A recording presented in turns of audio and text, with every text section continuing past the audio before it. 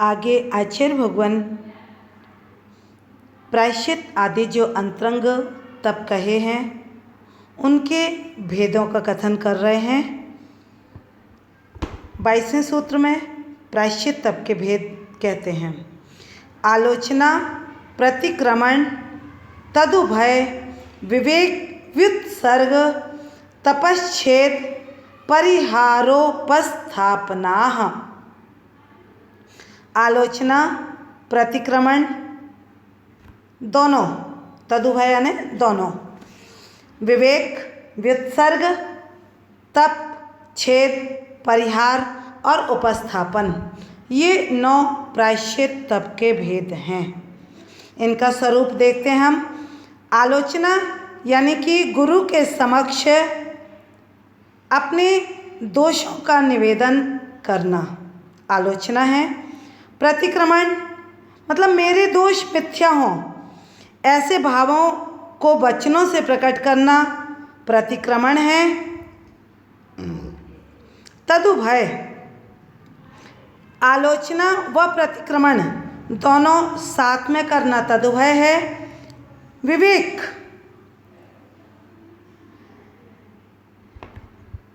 सदोष अन्न, पात्र, उपकरण आदि मिलने पर उनका त्याग करना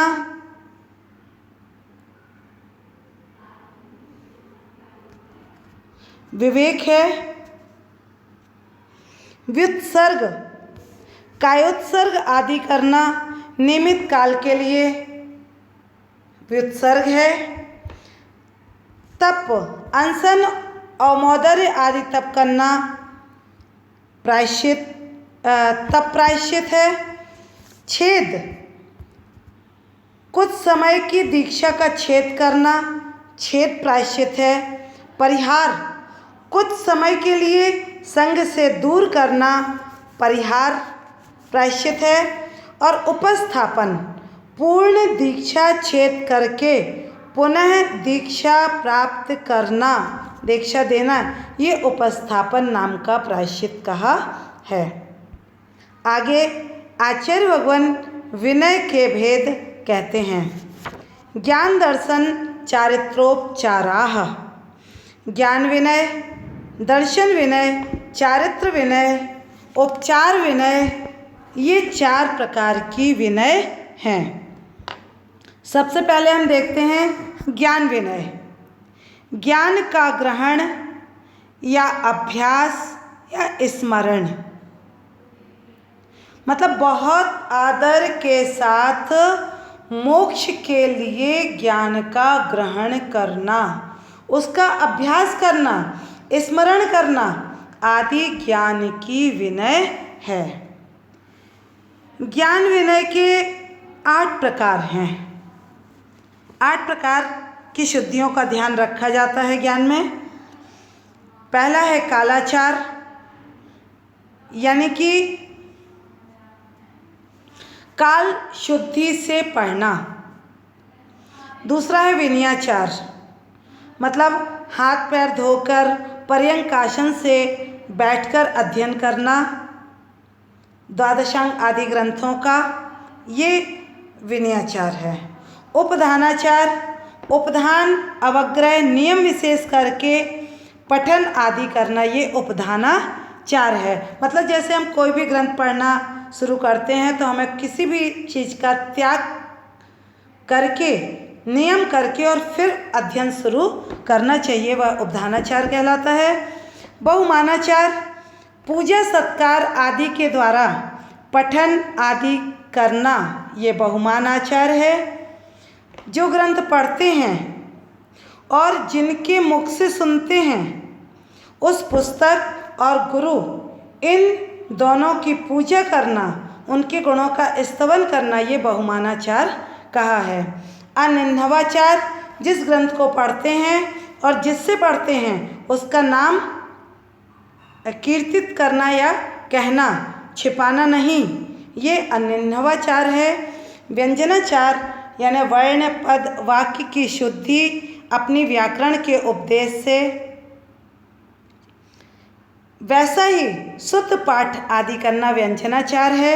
अर्थाचार यानी अर्थ से अत्यंत सुशोभित शास्त्रों का शुद्ध अर्थ पढ़ना और शुद्ध अर्थ पढ़ाना, ये ज्ञान का अर्थाचार कहलाता है। और उभयाचार यानी जिनागम के शब्द अर्थ दोनों से विशुद्ध अध्ययन करना उभयाचार है। आगे दर्शन विनय, शंका आदि दोषों से रहित तत्वार्थ का श्रद्धान करना दर्शन विनय है। 8 प्रकार के जो शंका आदि दोष कहे गए हैं वे नहीं होना चाहिए। इसके बाद है चारित्र विनय। चारित्र विनय का मतलब है कि निर्दोष चारित्र का पालन करना, सम्यक दृष्टि का निर्दोष चारित्र में चित्त लगाना चारित्र की विनय है। और आगे है उपचार विनय। चौथी विनय जो है वह उपचार विनय है, यानी कि पूज्य पुरुषों के प्रति समुचित व्यवहार करना, ये उपचार से विनय कही गई है। जैसे आचार्य आदि हमारे समक्ष आ जाएं तो अपने स्थान पर ही खड़े हो जाना, उनके पीछे पीछे चलना, नमस्कार आदि करना, ये सब प्रत्यक्ष उपचार विनय है। और परोक्ष में भी काय वचन मन से नमस्कार करना, उनके गुणों का कीर्तन करना, स्मरण करना, ये परोक्ष उपचार विनय है। उपचार विनय के भी आगे 3 भेद कहे हैं, कायिक, मानसिक और वाचनिक। इसके आगे फिर 24वें सूत्र में आचार्य भगवान कह रहे हैं, आचार्योपाध्याय तपस्वी शैक्ष ग्लान गण कुल संग साधु मनोज्ञा नाम। ये 10 प्रकार के साधुओं के भेद से वैयावृत्ति के 10 भेद कहे गए हैं। आचार्य जो मुनि पंचाचारों का पालन स्वयं करते हैं और दूसरों से आचरण कराते हैं, वे आचार्य परमेष्ठी हैं। जो व्रतों का आचरण कराए वे आचार्य हैं। उपाध्याय संघस्थ साधु मुक्ति के लिए श्रुत का अध्ययन कराएं, वे उपाध्याय हैं। तपस्वी महान उपवास आदि करें, वे तपस्वी हैं। शैक्ष मतलब शिक्षाशील, शिक्षा लेने वाले साधु शैक्ष कहलाते हैं। ग्लान रोगी मुनि जो हैं वे ग्लान मुनि हैं। गण वृद्ध मुनियों का जो समुदाय है वह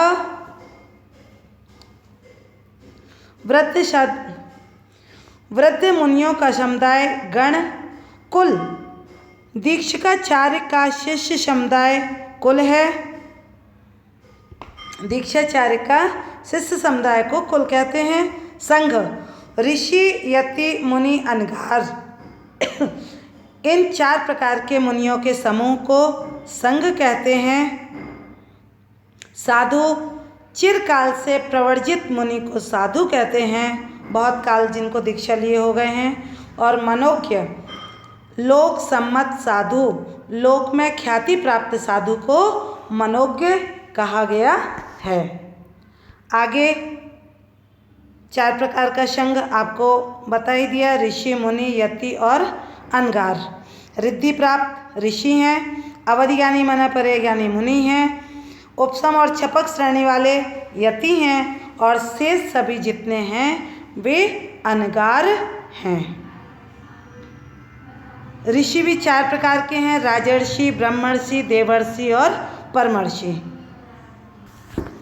रिद्धि प्राप्त जो है वो ऋषि। आगे स्वाध्याय के भेद कह रहे हैं, वाचना प्रक्षणानुप्रेक्षामनाय धर्मोपदेशाः।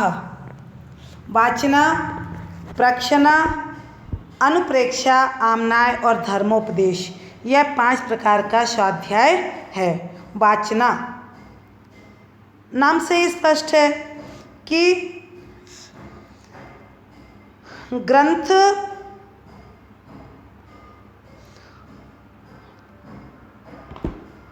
का निर्दोष वाचना है,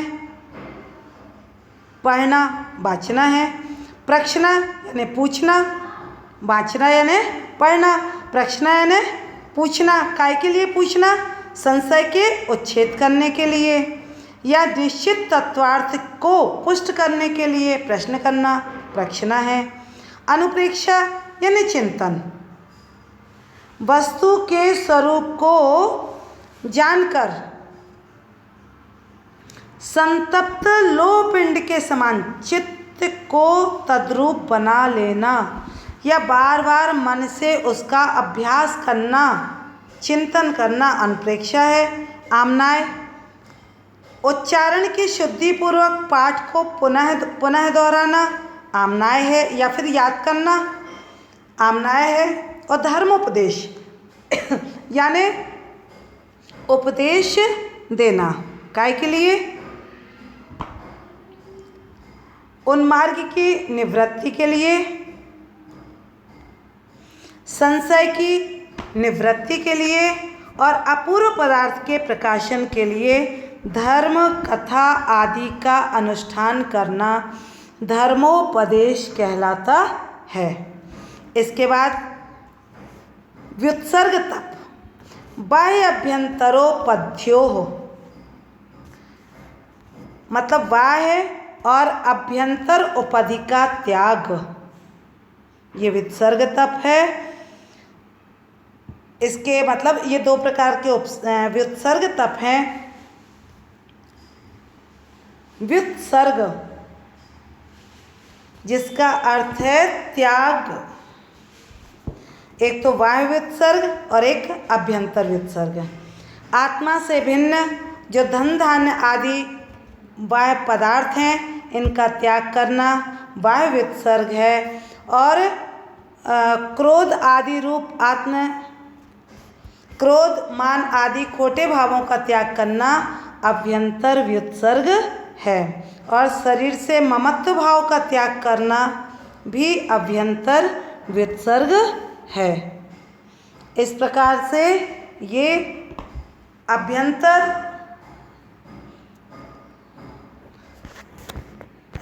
तप के कुछ भेद हुए।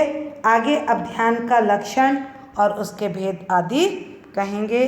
जय जिनेंद्र।